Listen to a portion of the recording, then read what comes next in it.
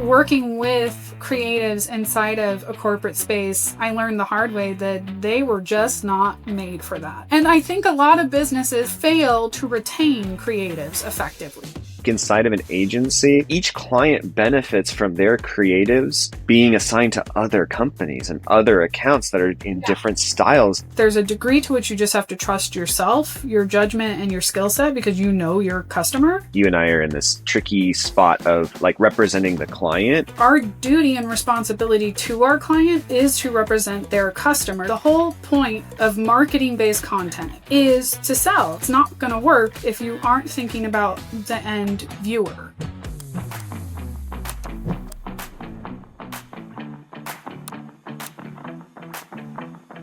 Welcome to Let's Fix Post, a show about making post-production smoother, smarter, and more collaborative for creative teams and editors alike. Make sure to hit subscribe so you don't miss out on future episodes. Today I'm excited to chat with Alyssa Baker. She's the senior producer at DigiVidBIO, which is a medical marketing agency based in Phoenix, Arizona. What I really love about this conversation is that Alyssa brings a really unique perspective to the role of producer. While she currently works in that seat, she's also been an editor, so she knows how to manage both sides of the relationship. Today in our conversation, we talk about how to set clear expectations with both clients and teams, how to navigate scope creep, and how the time in pre-production and planning can save tons of time down the line in post-production. We also talk through the art of giving effective feedback to editors and how to get to the bottom of everyone's favorite client feedback. Can you make it pop?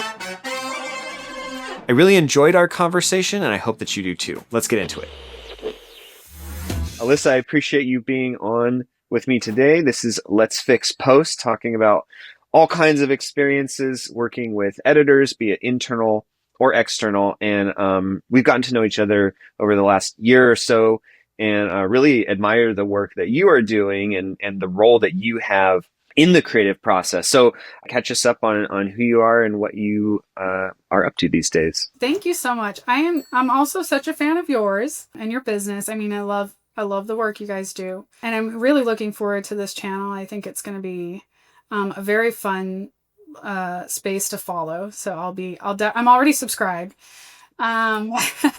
So my name is Alyssa Baker, and I am a video producer for a medical marketing agency out of Phoenix, Arizona. Tell us a little bit about like how your creative career has shaped and developed over the years from like, when you started, got into it, and then like, ultimately, I guess, what your job function is today. I am one of those poor suckers that went to school for film.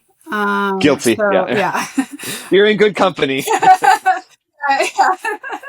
I was a kid. I watched some inspirational movies, some BTS stuff, and thought, oh yeah, I want to do that.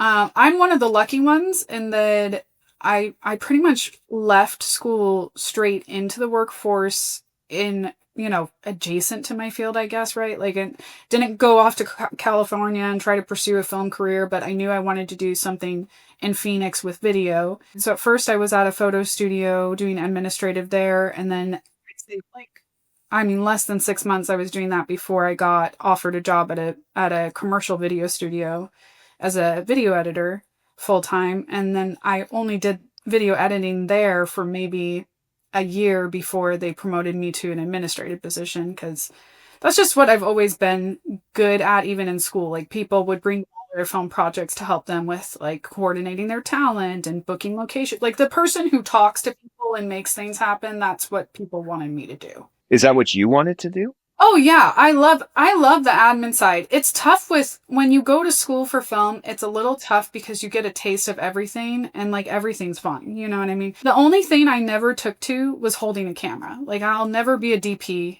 and I'm okay with that. But pretty much everything else, the whole process, like all the pre-production, the post side of things, on set, like I love working with talent. I love the casting process. I'm very fortunate that I love my job. I love what I get to do. Anytime I've been unhappy at a job, it's always come down to like either poor leadership, or poor pay, or a combination of the two, right?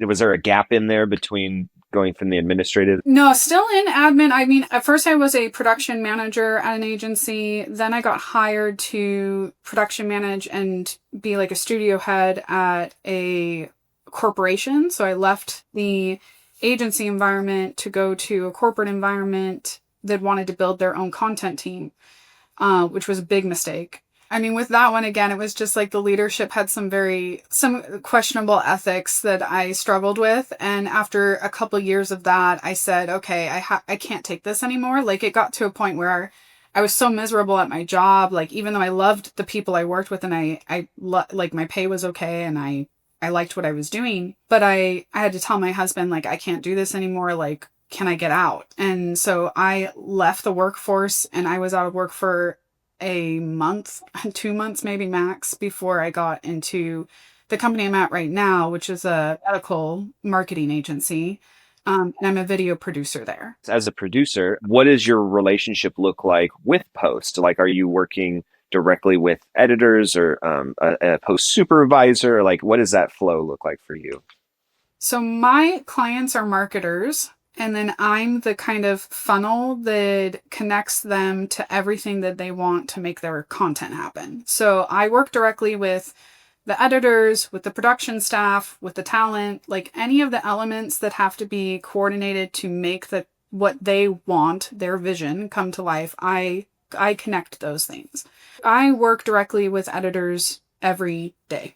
And it sounds like there's a client-facing component to that as well, right? When you're a video producer at an agency, there is a level to which you're doing account management, right? So you aren't necessarily a salesperson, but because you develop a relationship with the client, you're responsible for helping hone businesses' relationship with the client and the retention of that account. So the internal barrier for us would be sales. So a lot of times it's like the client has a relationship with a member of the sales team, and then as a video producer, or even on the marketing side, like someone who's managing a digital marketing campaign or account, while we are helping with the fulfillment and the actual execution of the work, we also quasi play an account management role, right? So our relationship with sales is like we have a role to play in helping them, grow our accounts, keep track of retention for clients. And there isn't a lot of oversight for my leadership on like a producer and their capacity to do their work for their client. But our sales team is like very involved with our clients because they want to make sure that, they get what they paid for and that they're happy and that they keep coming back, right? So turning that then onto like now managing the team or like, interfacing with editors. Yeah. Have you experienced an issue where, I guess like in my world, it's like scope creep is a thing that happens, right? Where the client's asking one thing and the creative, like left to their own devices, will do it and will want to do it and that possibly even contribute more ideas like, oh, or we could take it this other crazy direction. Like, are you ever caught in the crossfire of navigating that? So yes, and definitely like creatives are who they are. Like they're fun people and they always have like great ideas. But they're like, sometimes just like miles ahead in their expectation from like the reality of what's inside of the budget or what's manageable for that client and that like their access to resources sometimes, right? Like sometimes a client just can't produce certain things because they don't have what they need to execute on that. And yes, as the producer, I am kind of the go-between for those two roles. I will bring creative and clients together if we're like coming across an issue where it's like there's something we're missing, which is so rare. But sometimes if it's like, hey, we've been stuck in revisions for more than our average and we're just not hitting the mark on something they want, we've got to sync up and figure out why this is continuing to be an issue. So I'll bring creative together with clients if it comes down to that. But otherwise, most of the time I manage that. I mean, my creative team have been working with clients in this industry for, I'd say like 8+ years at least. There's an understanding of commercial work and the kind of give and take that comes with that. Our clientele is very niched, right? Like we only are working with like life sciences, medical, med tech, things like that. So our team are similar. Like they are editors, they are cinematographers, but they also know that space really well and are pretty pigeonholed into that. Like they have done a lot of work in that particular series of industries. So because they're so niched in that, for the most part, there are things I think they understand about our client and their audience that an average editor who doesn't work with those types of clients every day might not necessarily catch. So I would say that in my experience, it's pretty rare that we come across a problem where we're not synced up. Scope breach requests, they're not uncommon, but I feel like they're pretty easy to manage. My clients are mostly reasonable. I'm like, I can't express how very lucky and blessed I am in my job. Our sales team, I think, vets our clients to a degree, right? Like they say yes to anything. They are careful about who they choose to work with and who they pursue as a client. And that has worked in our favor, that our clients are generally really easy to work with and really good people. So if like a scope breach conversation comes up, most of the time I'm able to navigate it without any like real conflict. It's just a matter of saying, hey, here's what we can do. Here's why we can't do exactly what you're asking for, but here's what we could do instead. So I always provide like some sort of feasible alternative that works inside of the means of their budget. I've had one client ever who got really upset once. I got on a phone call with her. I explained to her that, she had been making several requests that were kind of outside of the bounds of the scope. And she got like a little emotional. And fortunately I just stayed like level with it. And I let her know, like, I hate that you feel that way. I hate that you're feeling like, we're just saying no to everything that you want to do and that we're calling scope breach all the time. Like, God, that's awful. I don't want you to feel that way. And I definitely don't want to damage our relationship over this. What would you like the next steps to be? What do you think is fair? And honestly, after having that conversation, she calmed down and she just realized like what she was upset about wasn't really what we were talking about. And she understood where we were coming from, and we were able to continue the project, and we didn't go excessive, right? Like I think we threw in a couple extra sets of revisions. I think that was the compromise we made, which that's not uncommon, right? Like some clients you do give like some extra revisions if it's needed, but I'd say that's very rare for us. I think that's great, that just showing up to the table relationally and like you said, like kind of having that empathy around like, I don't want you to feel that way. And it's not like we don't want to make this the best it can be, but like, depending on what their requests are, it's like there are very real like time commitments tied to the creative work of going in a different direction than like the creative brief. So like how clear and like detailed do you feel like the briefs are at the beginning, both, for the client's expectation and also for the team to make sure that they're, even if they bring this legacy knowledge, like if somebody new to the team came on, like, is there enough there that they would know how to like, stay in their lane with and not over deliver? This may not be the case if we're working with like secondary contractors, but inside of our team, like we do all have access to the full information on the account, right? So like anyone can see the scope, how we priced what we priced for them. Anyone can see their contract and what they're paying us.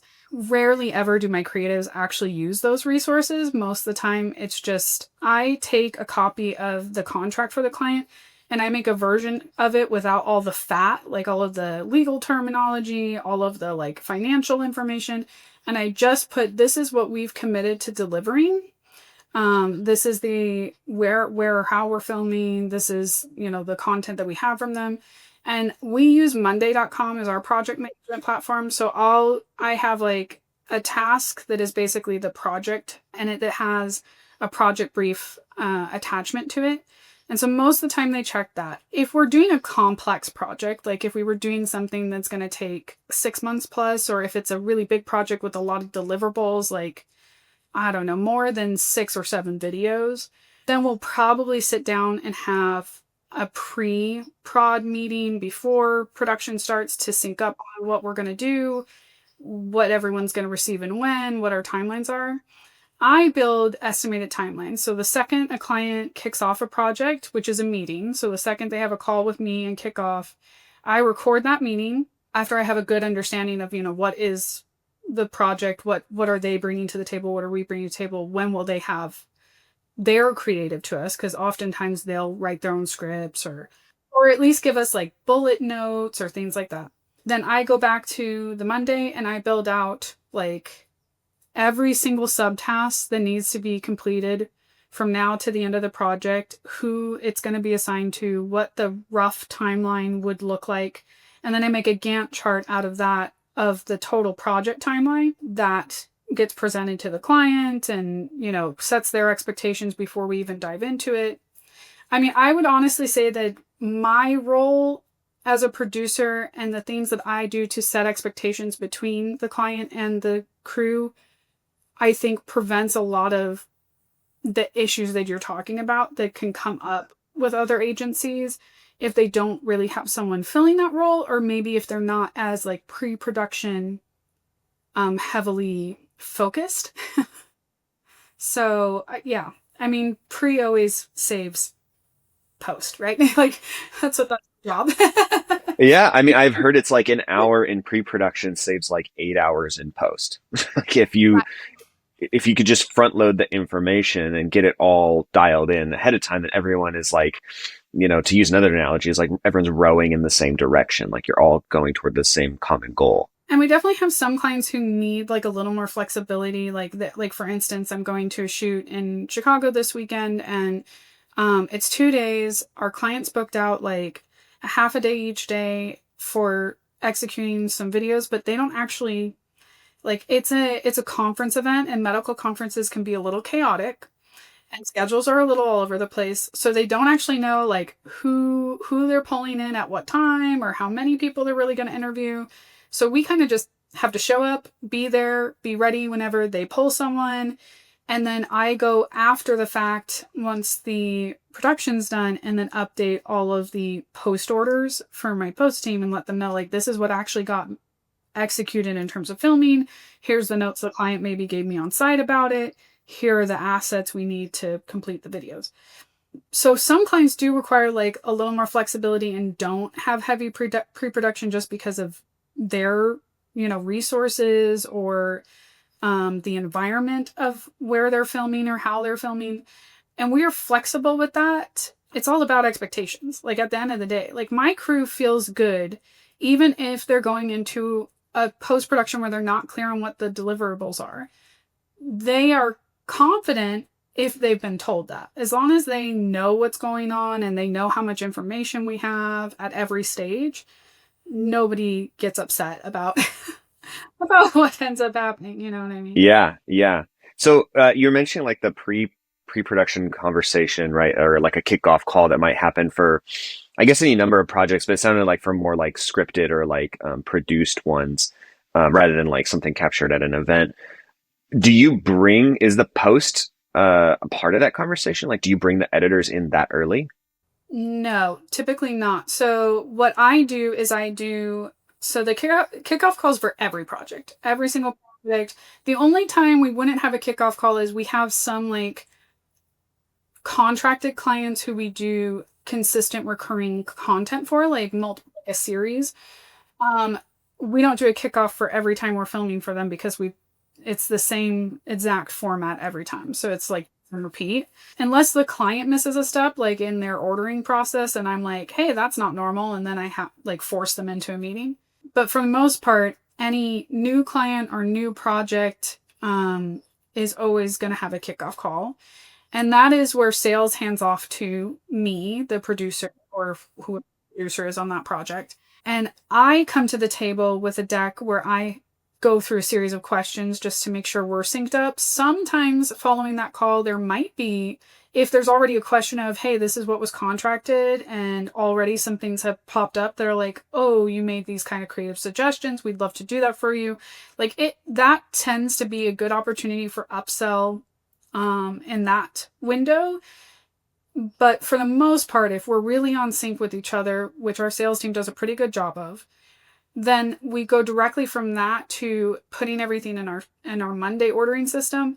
The team, our post team, gets a copy of the call recording, a meeting note summary. Like I always put like the keynotes from that call and then action items that we're working on and that the client's working on, so they know like what's in motion right now, what are we waiting for from the client. And then they get that project brief. So that's typically the material that the posting has access to. Okay. So like a summary or like the key Yep. takeaways that they would need versus like sitting in the call. Yeah, the only times that we'll have a meeting with our post people again is if it's like a really complex natured project, if it's got a lot of parts to it, and we might set like a pre-call with them before we start production, make sure we're synced up. I think you mentioned like contractors a minute ago. What are the varying forms of like how post is handled? Like who do you typically work with? So we're an agency. We have team members who are like a part of our team or an extension of our team that we work with regularly. If for whatever reason, like if we were really at capacity, then we might go to like an outside editing house like yours or a independent contractor. I'd say it's very rare.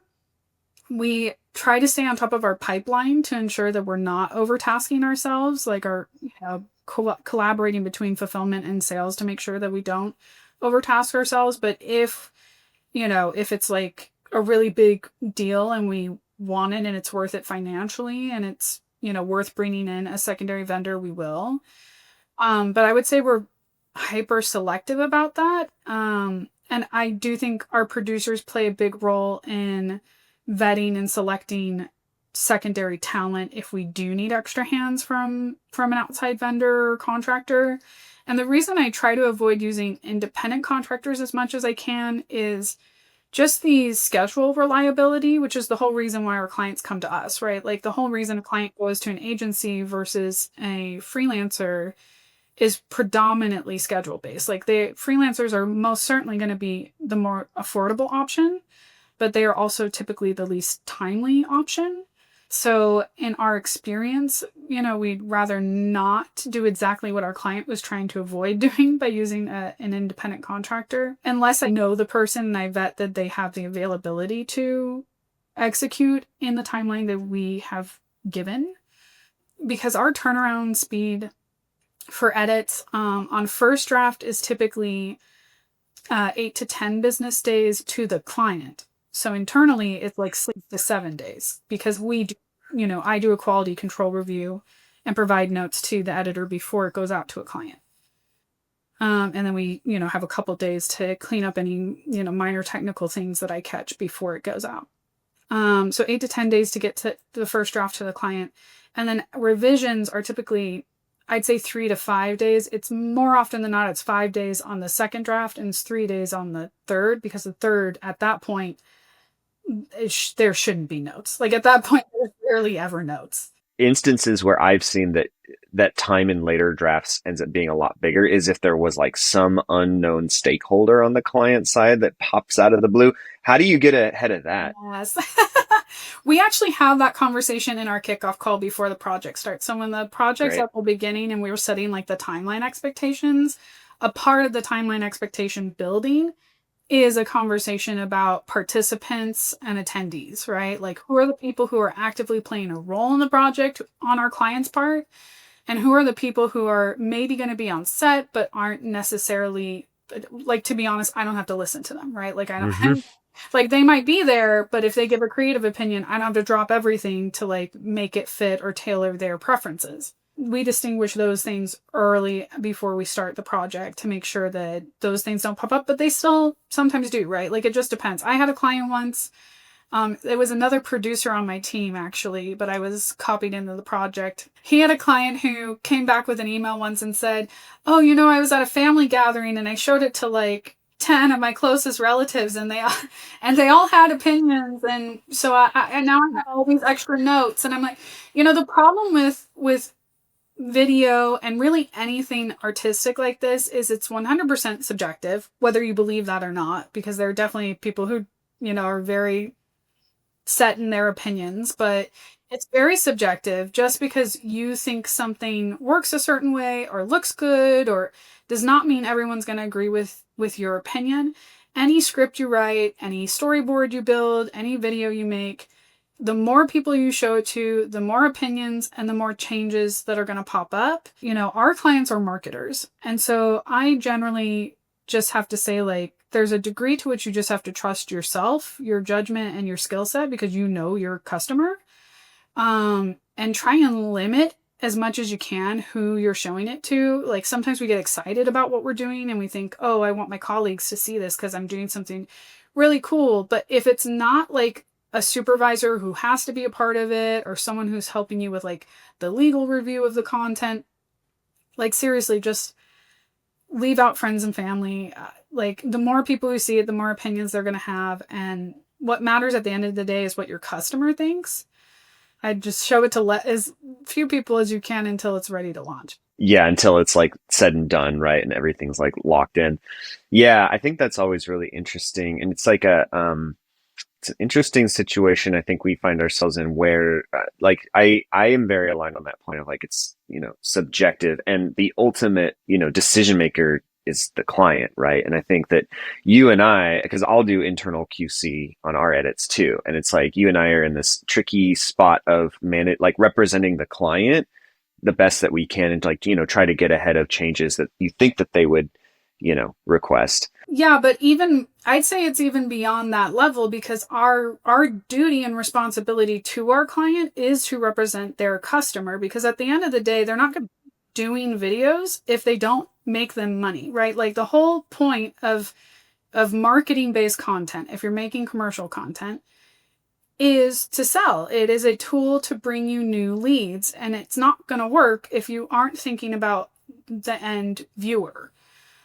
So I think sometimes, not all the time, but sometimes we will go to bat if we think something is most effective for the end viewer and is going to help propel their content and bring them more leads or conversions, right?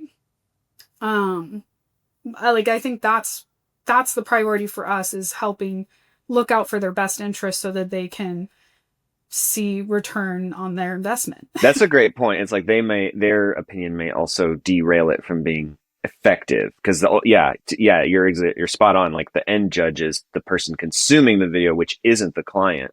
It's their customers, right? Yeah. Yeah. And a lot of our customers are marketers who do think that way, but sometimes they'll tag in like, you know, technical team members who aren't necessarily thinking from that perspective or who again give like a creative opinion or like I have clients who bring in designers on their team who give creative opinions and that's fine. Like we definitely want what we do to be synced up with the branding of each individual client. But if they give creative opinions on things that aren't brand related, that are, you know, customer facing, sometimes we have to say, hey, here's why we did that and why we think it's going to speak to the customer best.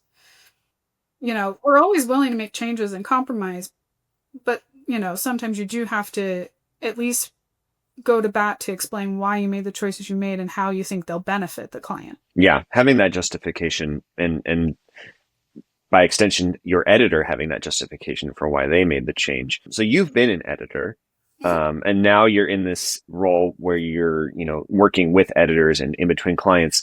How has your experience being in the seat of the editor shaped how you communicate with editors or how you give guidance and revisions? Yeah, I love my team. And I will say, first of all, I filter everything I think through that subjective lens, right? So I say, I'm allowed to give them notes on anything technical. If I see, you know, a jump cut or a drop frame or like something on a technical side, if I see a color that's off, right? Like sometimes we're cutting from one camera angle to another camera angle. And even though they're very similar model cameras, their color's just slightly different, right?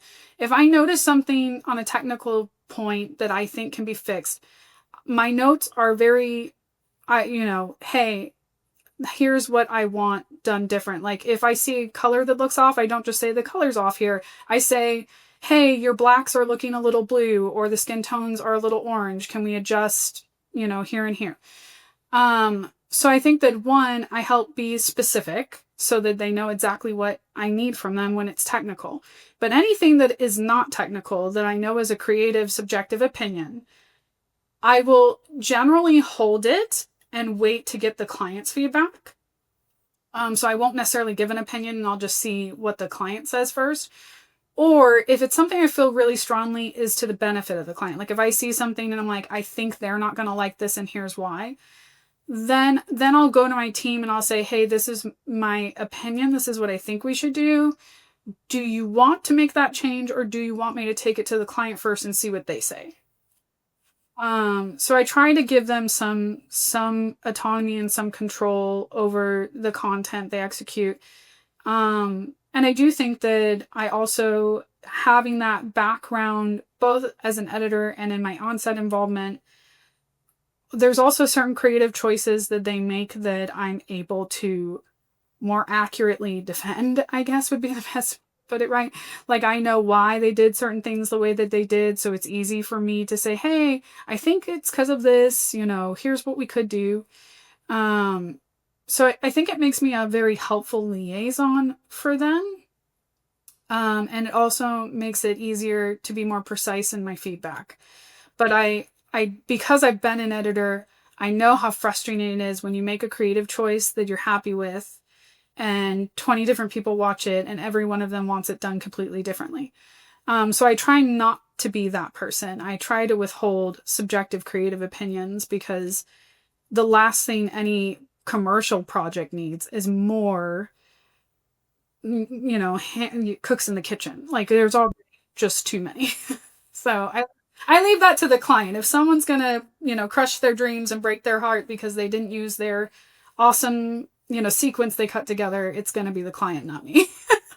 Yeah, that's fair. Especially if you have that rapport built up with the client where it's not like catastrophic, that it's not, pristine on the first one and they can say, let's, try to do this. I think a lot of that goes to the rapport built. So sometimes I'll put in some notes, like little notes that are tiny things, and I'll be like, hey, I'm just going to send it to the client the way this is, but with my notes on it. And then like this is a collaboration. And I definitely know leaders who wouldn't do that, who would probably say, oh, that's unprofessional, or I don't agree with that, right? Like, I think it's a collaborative effort. I think we're all human. I think it's good for my clients to see that we are also noticing things that we think are important, but that we want their opinion, right? Like a lot of times if I put in a note, it's like, I think this, but let's see what they say about it. Because sometimes clients come back and they say, you know what? I didn't even notice that. Like, don't worry about it. Sometimes they see it and they're like, oh, good catch. Like, you're right. I need that. Yeah, that's great. I think, a lot of our first drafts, we usually we call it like a blurb.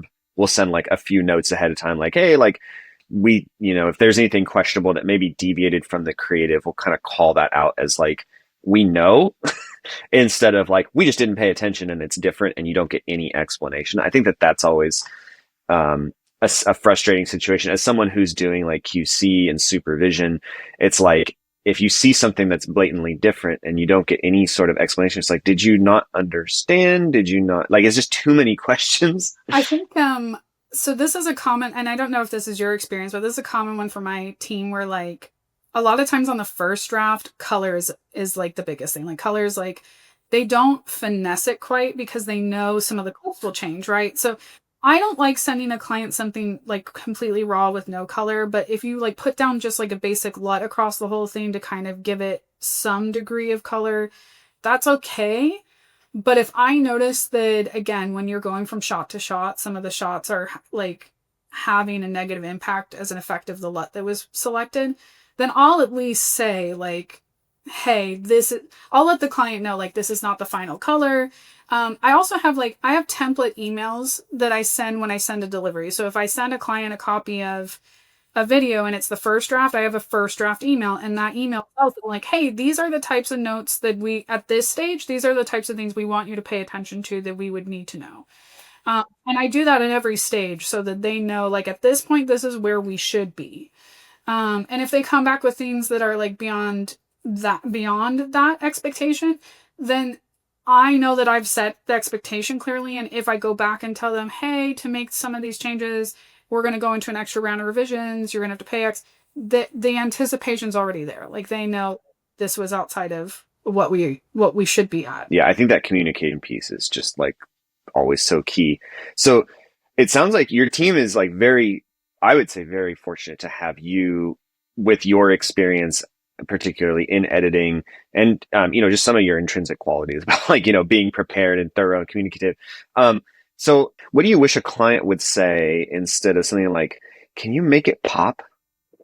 Or like you get those weird, ambiguous ones. Like as an editor or creative director, like what would you rather that they said, or how do you filter that? I would rather they say anything because I don't think that's their job, right? Like they don't know what they don't know. And that's okay. Like it's not their job to understand what we do or how it's done. It's my job to take that and help channel it into what do we do to fix that. So a lot of times I try to keep suggestions as minimal as I can and concise. But I will typically say, hey, really great feedback. We'd love to help you make it pop more.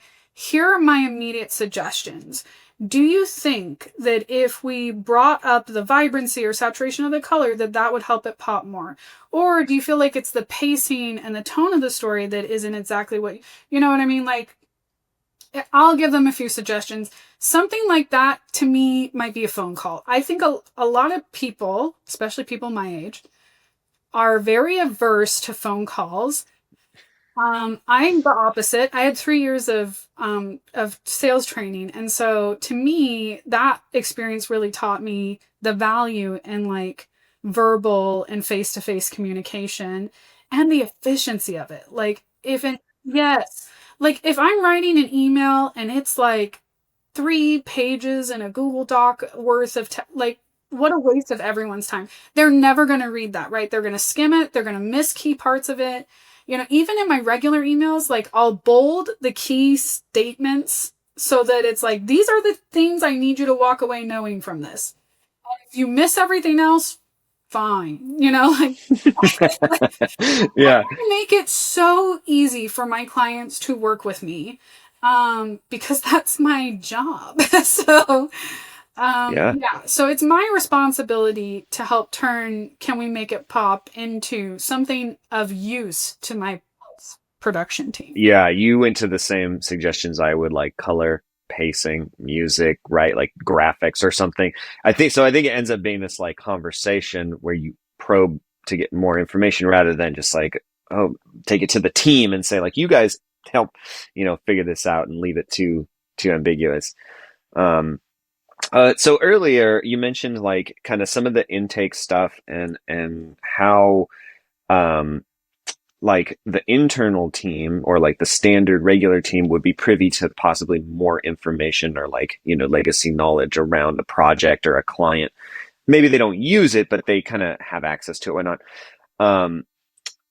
How does that change with an external partner? Like, what do you typically provide, and what do you look to them to provide? Like, do you expect them to ask the questions to uncover the information, or do you have it all neatly packaged up so it's like you just got to push the button? So with a partner who I work with less frequently on a less continuous basis, I do think that there's going to be a higher level of direct verbal communication, right? So with my regular team, because they have a really close relationship with our work and our clients, there are just things they inherently know. If I'm working with a contractor I don't work with every day, they don't have that, right? They don't have the benefit of a relationship with that client or that account and years of work on it. I trust the vendors I select, right? Like I know myself and I know the skill set that I need for any given role well enough to pick the right people for the job. So again, I trust that from a technical standpoint that they know what they're doing and I don't have to like hold their hand the whole way through.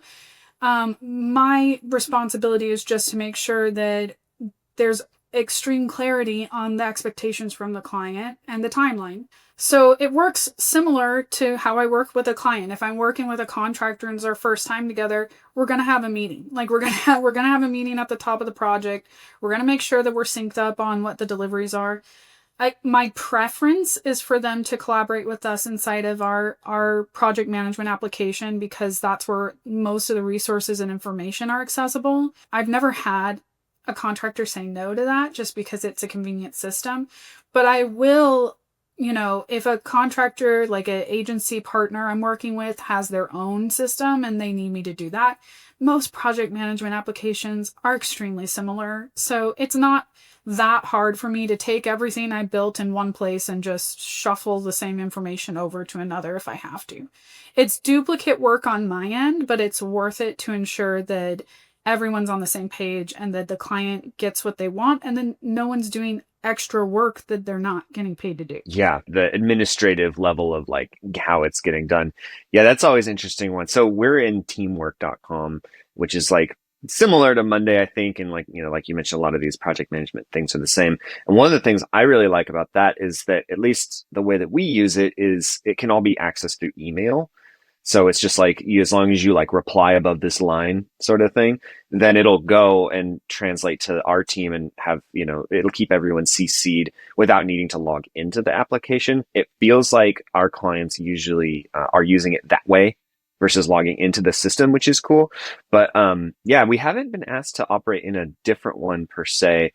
But that is like one of those interesting nuances that comes up where, especially like if it's a B2B, like you said, or another agency where they have like, an infrastructure in place versus a freelancer who's like, oh, great, it's not email.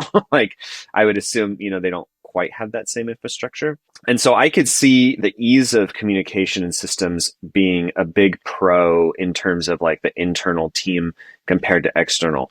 What other, like, I'm curious what pros and cons there are on either side that you've found, going between internal versus external. I mean, the big one's money, right? Like the top one is cost. Like it is cost efficient to use people who you're paying a salary or a regular contract to. And because they're on a contract or they're on a salary, like the breakdown of their hourly is typically lower than hiring an independent contractor or hiring an agency. I think there are some independent contractors that will do it for a very low hourly cost, but in my experience and opinion, like you get what you paid for, right? So I think there's a lot of risk in that. I think there's like a minimum threshold you should expect to spend to get a quality product. I think another one is I think we mentioned earlier just the existing relationship with the clients and the account, right? Like when you've been working with someone really consistently, it's the same with us with our clients. Like, there are a couple people who pop up in the email threads I just recognize at a certain point, right? That I know, I know this person, I know their job. They're not my direct client, but I know who they are in their business. And I know when I should reach out to them and say, hey, what's your opinion on this? Like if, again, if I'm talking to maybe a designer from my client's company, I can say, hey, we just built this video, but we might need these extra assets. I know that they have access to those things. So same with us, right? Like as a post team, if say I'm out of the office and someone makes a delivery on my part, or for whatever reason, if I'm on a shoot and I need them to do that, like I trust that they know our brand and our clients well enough that, they're going to manage that communications the way that we want it managed. There's just a confidence. There's a knowing that you have this full trust. It is a lot harder to build externally, and it's not that it can't be done. Again, like I know that I know how to find the right people and good people to do the job, so I trust the partners I select, but I think that they are more likely to face challenges because of the unknowns for them, like, and it's not their fault, right? Like, there's some level to which any new relationship has unique pitfalls that you kind of have to like work out over time. And I think that's true for our clients with us as well, right? Like I think that every project has some unique element that comes up that we're like, oh, okay, this is like a thing with this client or this company that we just have to manage it in a certain type of way, or they prefer their work, executed a certain type of way.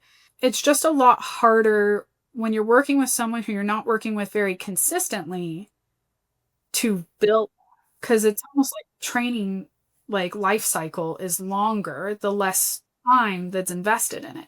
Like if I was bringing on a partner, like a contractor, it's almost better to book them for a series of content where you're going to do a lot together very quickly than it is to book them for like a one and done thing, because it's going to have more kinks in the road to work out.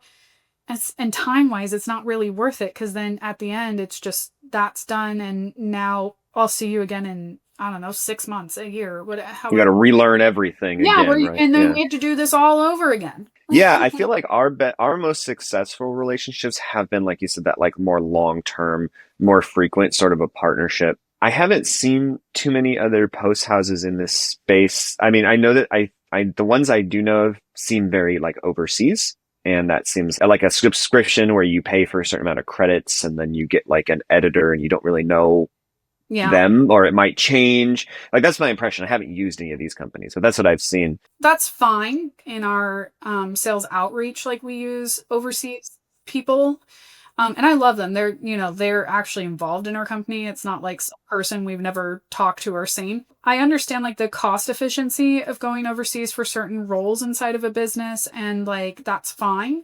I would say with your creative, I don't love it.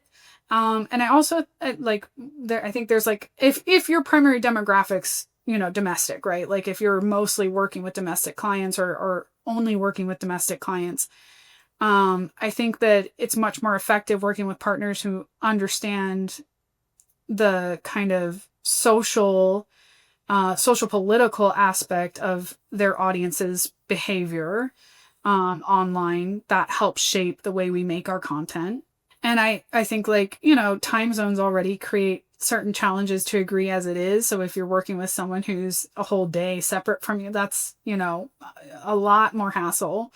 For me, working with a domestic team is beneficial. And also there's like an ethical conversation around that, right? Like, buying American, right? So, it's better ultimately for ourselves if we're feeding into the economy that we want to feed into our business. So Yeah, I know. I mean, I'm in a funny situation where like, so all of my team are employees and we're all American. And I think that we do pride ourselves on, building a partnership and feeling like an in-house team. And I've always wondered, like, and maybe this is more like the person in like the owner's seat, or like someone who's like the CFO or something, where it's like, what is the true cost analysis between a salary and equipment and training and subscriptions and like, how square footage? I don't know. I'm working on a sheet to chart that out for a blog post that we're working on. Oh, cool. Yeah, exactly. Yeah, I'm with you. Like because we're an agency as well, and so we know that some of our prospects or suspects out there might choose to hire internal. And I've worked at other agencies where I've seen the same thing. Like I had a client, really large account, like a large national chain, and they at a certain point decided that they were going to hire internally. And I watched the pitfalls that they went through after making that choice. And while it did break my heart a little bit, it was a little bit of a "I told you so" kind of thing. Right. Because, you think that you're saving money, but we watched all of the ways in which that was just not true, and that they had to kind of own up to those mistakes. So I definitely think that there's validity to digging into the success rate of hiring creatives internally versus working agency. So I was in an agency for 7 years.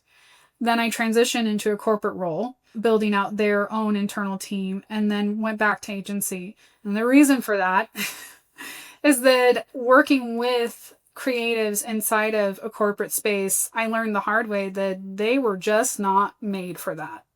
I love, love, love the people I work with. They are amazing individuals. Every single one of them either got let go or left, and they were all talented, qualified, competent. Like, it was not a matter of them being bad employees, really. It was a matter of they were not highly incentivized to do their best, most creative work in an environment where they're doing the same exact thing day in and day out for the same exact series of products. It is just not what they're built for. As like an administrative person, really didn't bother me so much, right? Like, yeah, sure.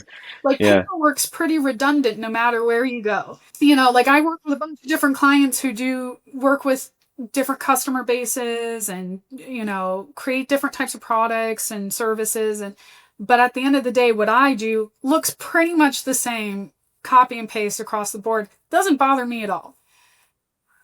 But the creative individuals I work with, God bless them, it drives them crazy. You know, they get stir crazy doing the same thing every day. They need diversity. They need opportunities to do something new, to come up with new ideas, to feel their perspective is being valued. That starts to fade very quickly in a corporate environment when you're copy and pasting the same thing. It's not bad. As a business, from a marketing perspective, consistency is key to build audience. You need to be consistent with your content. But for your creatives who are building that content, it is just killing their spirit. And I think a lot of businesses, if you look at it, fail to retain creatives effectively. It is a hard series of roles to fill and to keep filled constantly. And the just like recycling of new people is not cost efficient. Yeah. I mean, onboarding a new employee is like one of the most expensive things you could do. I would say too, like, I feel like inside of an agency, each client benefits from their creatives that being assigned to other companies and other accounts that are in different styles and industries, right? Yeah, I think one, from a marketing perspective, it's being up to date on trends, right? It's seeing like the direction things are heading in, what's picking up, what are we noticing is the trend right now. I think that that's helpful to our clients because it helps us bring them new ideas that might boost them in the right direction that their competitors are, or the vice versa, help them stay ahead of their competitors. Like, hey, this is what we're seeing a lot of in this space. Wouldn't it be cool if we did this instead? Mm-hmm. So I think you're right. I think it gives a lot of insight that we're able to bring to the table that someone internal is missing out on that, right? Like they're a lot less involved and active in the industry. So they are kind of missing out on new trends and behaviors across the market because they're not involved in the market. And they're not highly incentivized to keep up to date outside of work, right? Because who wants to keep working after your day's over? Yeah. You mentioned earlier that you have a good sense of vetting partners and vetting editor. I mean, I'm going to look at this all through the editing perspective, right? But, vetting people that you work with, whether that's a team member, contractor, any other type of partner. What advice would you give to someone else kind of in the seat that you're in, where you're needing to kind of expand your capabilities? What are some of those attributes that you most highly look for? I think that there are a ton of people who are talented and qualified and can do the work. So selecting people you will enjoy working with is extremely valuable. I know it can sound petty or elitist, but you, at the end of the day, like when you hop on a call and you're interviewing someone to come in and do a project with you, they need to be someone you like. You're gonna see them a lot, and you want your collaboration to be good and effective. And that's just beyond the bare minimums I feel like everyone should bring to the table on like an initial meeting or interview, which is showing up on time. Right? Showing up on time, looking somewhat presentable, being present in the conversation. Like if they're doing the bare minimum things, which I think a lot of people will do, then you do have to get nitpicky about like, who am I going to enjoy working with the most? I've definitely had a hard time with having too many good options. And it comes down to the tiniest things, right? Like, is their payment terms competitive and easy to work with? Can I process payments the way that I want to efficiently with them? It can be just the tiniest little thing that makes a difference. I mean, I've had like 5 or 6 makeup artists, all fantastic, all talented, all great catalogs of work, all wonderful personalities, great fits. And, one of them used to be a nurse and we're filming people in the medical industry. It's like that made the difference. Like, and it's all the other girls would have been fantastic, happily would have worked with them, but they just had one little thing that was like, okay, they're going to have conversations while my client's in the chair that my client is going to enjoy and relate to because they understand the space they work in and they could speak to it. So like those little things make a difference. Vetting if someone's a good place for my clients, for their market, their industry, like there is some value in that. I don't think it's a requirement per se. I mean, my employer hired me when My past experience wasn't in the medical industry. So they put their faith in me that I could do this job without that. And I would do the same if I found the right contractor was a fit who wasn't niched in our client's market, if I felt they could be, coached up. I think diversity is important too. Diversity both in opinions and social, economic background. Like, I think that it helps your work, to have those external influences, people who have unique perspectives. And I think that it's something you actually have to actively search for. Mm-hmm. So sometimes that's what brings value, is just saying like, hey, this person isn't exactly like me or the other people on my team, and that's good. Maybe we need to be challenged. Maybe we need a new perspective. I love that you didn't really mention too much around like technical abilities, because it's like that's table stakes, right? Like that's just like you should already be there, right? Yeah, you can tell that. Like, again, if you're a producer and you've been in the industry for a bit, like you can tell by a demo reel. Like, I can tell within the first 5 seconds of a demo reel if someone understands the bare minimum level of quality to present to people. Yeah. Like, some editors, God bless them, do great work, but the cinematography in their demo isn't good, and they're not the cinematographer, so why should they care? But they should, because the quality of work that you put out speaks to your expectation of quality, like what you think is good or good enough.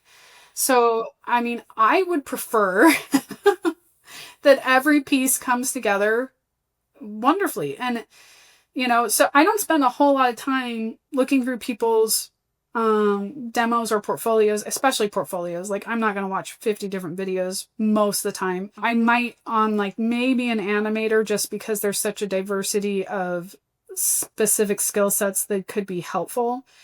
And they're not always exhibited in each type of video. But for video editors, like, almost every video shows me the base skills that I'm looking for.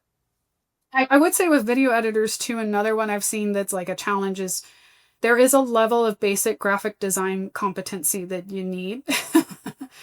Yeah. That's not consistent across the industry. I've worked with a lot of editors who were very good at their job, but they don't have graphic design competency. And so when they do have to build basic elements like, intro and outro cards, or you want it to look good. You want their choice of lower third to look good and to be on brand and to be highly legible. Like, you want it to be aesthetically appealing, and they need to know how to pick the right things. That's always one of those tough, like, it's adjacent, but like it's integrated enough that you should have some semblance of understanding there. Yeah, like, I don't expect every editor to be After Effects savvy. Like, it's not the end of the world. But even if you're just going and picking out lower thirds on like Envato or something, you need to know how to tell what looks good. Mm-hmm. Yeah. Just that baseline.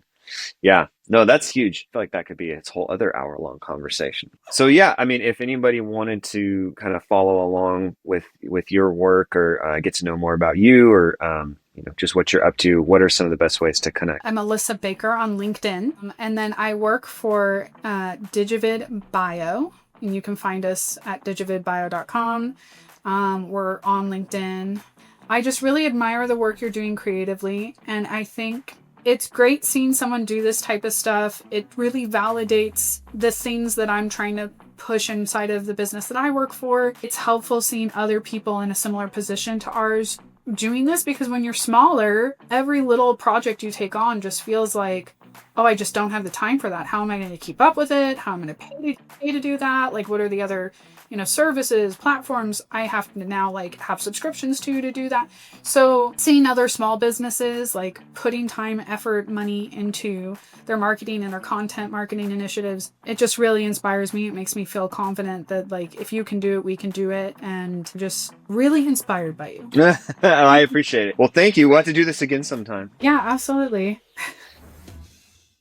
Thanks so much for joining Alyssa and I in our conversation. I really appreciated her perspective on how having solid workflows and processes can really make the process a lot smoother, not only for clients, but for your team as well. I like that she offered really great insight into tuning into the needs of the client and the importance of empathy and transparent communication, and how all of that can build really strong client and team bonds alike. I also thought it was really interesting how she shared that the corporate environment isn't necessarily the most conducive for creatives to do their best work. Make sure to hit subscribe so you don't miss future episodes. This has been Let's Fix Post.